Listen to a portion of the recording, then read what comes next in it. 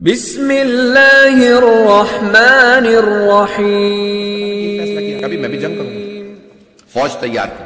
لیکن آپ نے دیکھ لیا کہ کوفے کے اندر حالات بدل چکے ہیں، تو آپ نے فوراً کہا کہ بھئی امام حسین علیہ السلام سے حضرت عباس سے آپ بہنوں کو لے کے مدینے چلے جائیں. تو بہت سے لوگ سوال کرتے ہیں بھئی یہ کہاں تھا؟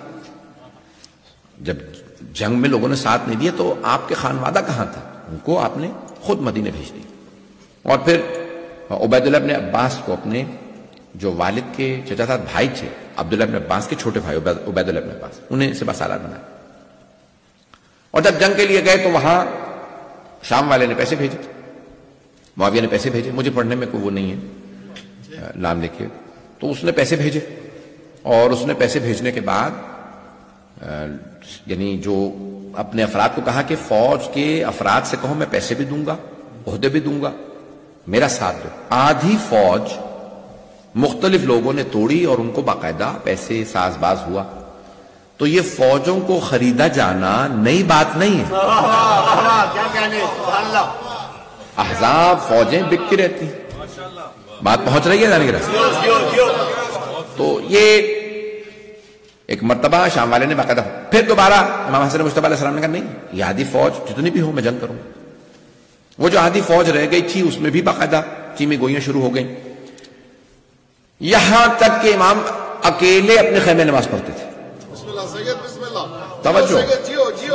توجہ، امام حسین میدان کربلا میں بھی میدان میں نماز پڑھا رہے، کیونکہ پتا ہے اصحاب اتنے باوفا ہیں کہ یہ پھر بھی جماعت بھی پڑھیں گے، حفاظت بھی کریں گے. مجھے نہیں معلوم بات پہنچ رہی ہے نہیں پہنچ. امام حسن مجتبی خیمے میں تنہا نماز پڑھ رہے ہیں. کیوں؟ جانتے ہیں لوگ نماز نہیں پڑھ رہے، لوگ ہمارے ساتھ نہیں دے رہے. تو عزیزان گرامی وہاں پہ باقاعدہ یہاں تک آپ نے سن رکھی مشہور معروف روایت ہے کہ مولا حسن خود نماز پڑھ رہے ہیں، ایک آدمی نے آپ کے پاؤں تلے مسلح کھینچ لیا اور آپ منہ کے بل زمین پہ اور آپ زخمی ہو گئے. اور کون تھے افراد؟ یہ وہی بکے ہوئے شام کے لوگ. تو کوفے کے اندر اور شام کے اندر یہ نہیں باقاعدہ ہے. تو یہ ماحول میں پیش کر رہا ہوں کہ کن حالات کے اندر صلح ہو رہی ہے، یہ سارا سمجھنا بہت ضروری ہے. حالات یہ ہے عزیزان گرامی، کن حالات میں صلح ہوئی ہے یہ سمجھنے کی کوشش کریں. اب وہ یعنی آدھی فوج بغاوت کر چکی، الگ ہو گئی. آدھی جو فوج رہ گئی ہے ان میں بھی آدھے افراد دوبارہ بغاوت کر رہے ہیں. میں کھول کے جو پیش کر رہا ہوں میں جانتا ہوں میں اپنے لیے کروں گا مسائل، لیکن مجھے پیش کرنا. 1/4 1/4 جو ہے فوج رہ گئی. وہ بھی باقاعدہ یہاں تک کہ جو آپ کے فوج کے سپہ سالار عبید اللہ ابن عباس تھے وہ تک سوچنے لگے کہ میں کیا کروں، میں بھی پیسے لے لوں کیونکہ دیکھ رہا ہوں سارے سپاہی جا رہے ہیں. سپاہی تو ہر روز جو پیسے آتے ہیں، چاندی کے سونوں کے سکے اترتے ہیں، لوگ سائڈ سوئچ کر لیتے ہیں، لوگ اپنے جو ہے وہ طرف بدل لیتے ہیں، اس طرف سے اس طرف ہو جاتے ہیں. یہاں تک کہ امام بالکل تنہا رہ گئے. اور جب آپ کو تیر لگے اور آپ کو پناہ دینے والا کوئی نہیں تھا کہ حضرت مختار کے چچا نے آپ کو پناہ دی اور پھر وہ زخم ٹھیک کیے.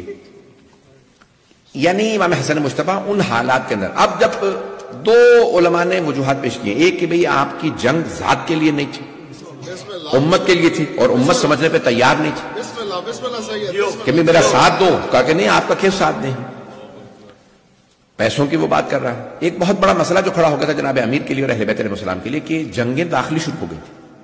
تو مولا نے کہا کہ بھئی جمل ہو رہی ہے، تم بیت المال نہیں لوٹ سکتے کیونکہ یہ کلمہ گو ہے، چاہے دشمن ہیں ہمارے لیکن اب نماز پڑھ رہے ہیں. اگر ہم کہیں کہ انہیں لوٹو، ان کا مال لوٹ لو، تو لوگ یہ نہیں کہیں گے وہ جنگ پہ آئے تھے جناب امیر سے ایک ام المومنین کے ساتھ. لوگ یہ کہیں گے علی نے کہا کہ وہ جو مسلمان جنگ پہ آئے تھے انہیں لوٹ لو. پتہ نہیں بات پہنچی یا نہیں، بات پہنچ رہی ہے میری. تو جناب امیر نے کہا ان کو مت لوٹنا. اب کیا ہوا؟ آپ کی فوج میں ایک ریزنٹمنٹ، ایک سرزنش. لو، ایک تو ہم جنگ پہ بھی آئے اور بیت المال بھی لوٹ نہیں سکتے، ہم لوٹ بھی نہیں سکتے کچھ. کیوں؟ مولا نے منع کر دیا. اچھا لوٹو گے تو میں سزا بھی دوں گا. عزیزان گرامی اب یہاں پہ پورا کا پورا جو ماحول تھا وہ جناب امیر کے خلاف جانے لگا.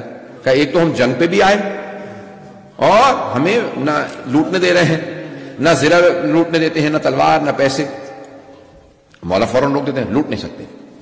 جیسے بھی مسلمان ہو، ظاہری لحاظ سے نمازی ہیں، وہ یہ سمجھتے ہیں کہ ایک ام المومنین کے ساتھ ہے تو شاید ہم حق پہ ہیں، جبکہ پیغمبر فرما چکے ہیں علی مع الحق والحق مع علی، علی حق کے ساتھ ہے اور حق علی کے ساتھ. عزیزان گرامی، تو اب آج یہ سب کچھ پڑھنے کے بعد آج الحمدللہ کافی الحمدللہ ہمارے مسلمان بھائی ہیں جو یہاں پہ بھی موجود ہمارے اہل سنت بھائی، اور بہت سے اب ٹی وی پہ کہنے لگے ہیں کہ نہیں حق جناب امیر کے ساتھ تھا، باقی غلط تھے توبہ کر لی تھی. چلیں اس حد تک تو آ گئے ہیں. کچھ تو یہ کہتے ہیں نا کہ نہیں کوئی بھی، سبھی صحیح تھے، سبھی رضی اللہ تھے جب جنگ ہو رہی تھی. تو عزیزان گرامی، اب یہ جناب امیر علیہ السلام کا لوگوں نے کم از کم اتنا تو حیا کی ہے کہ رسول خدا کی حدیث کا پاس رکھا، یہ ماننے لگے کہ نہیں حق علی کے ساتھ. عزیزان گرامی، میں کل سخت باتیں کہہ رہا ہوں. اب کیا ہوا کہ یہ جو معاویہ نے پورا کا پورا نظام بنایا تھا جناب امیر کے خلاف، اس نے جناب امیر کے نام لے کے توہین شروع کروائی.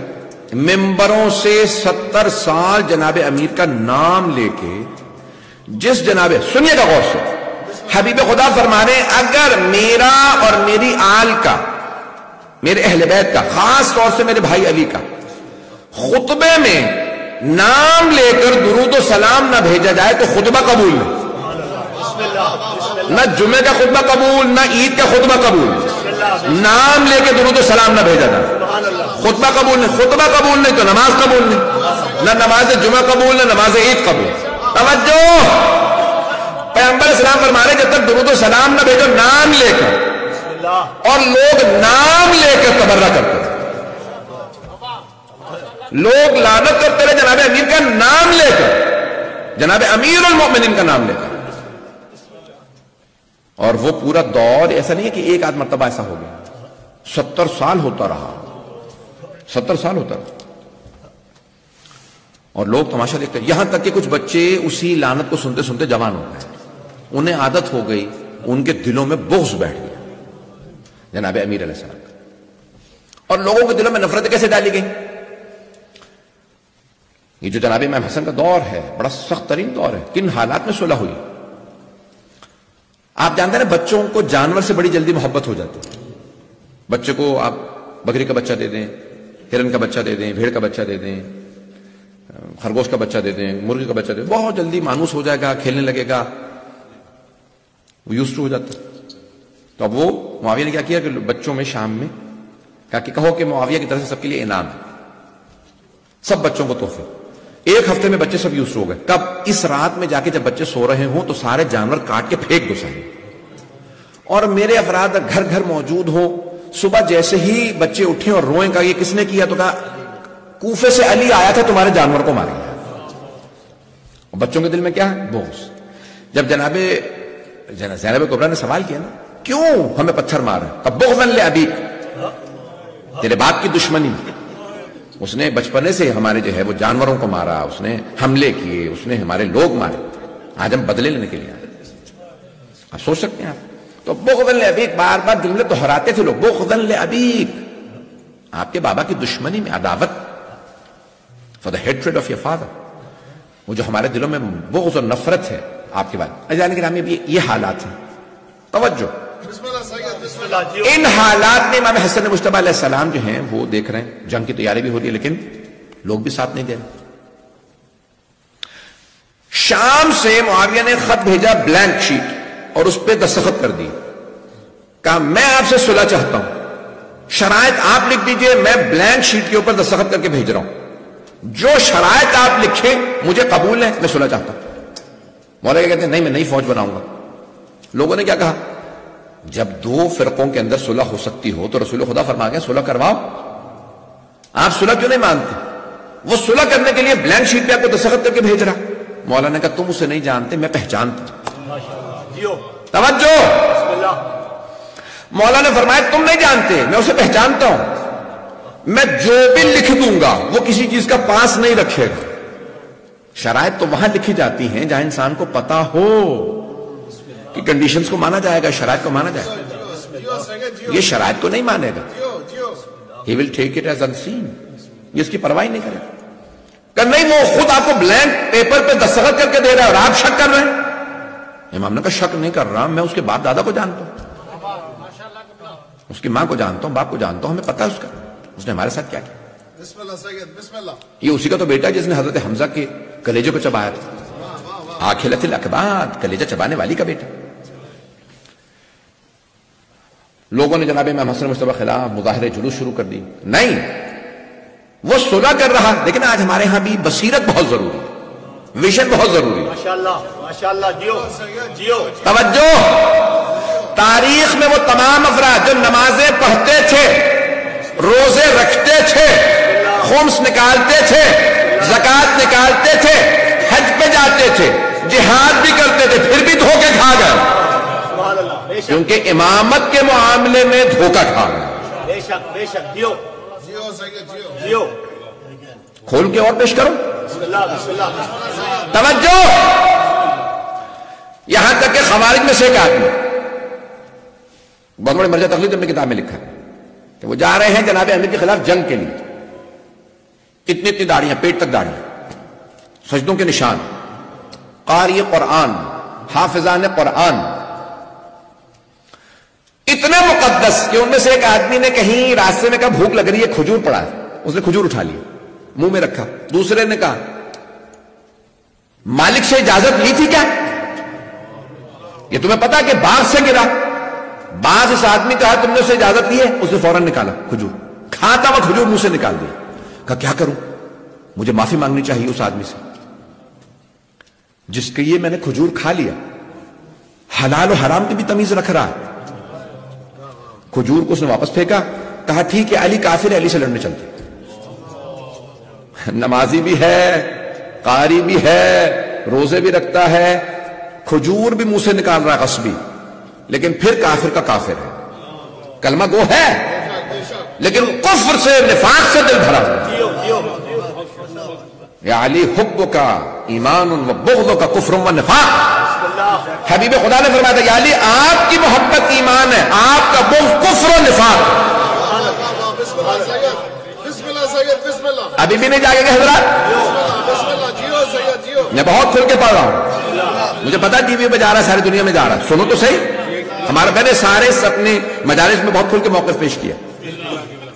عزیزان گرامی، اتنا روشن دین ہے کہ تاریخ اٹھا کے دیکھ لیجئے، آپ کہیں گے ارے اتنا باکردار آدمی ہے، اسے برا کیوں کہہ رہے ہیں؟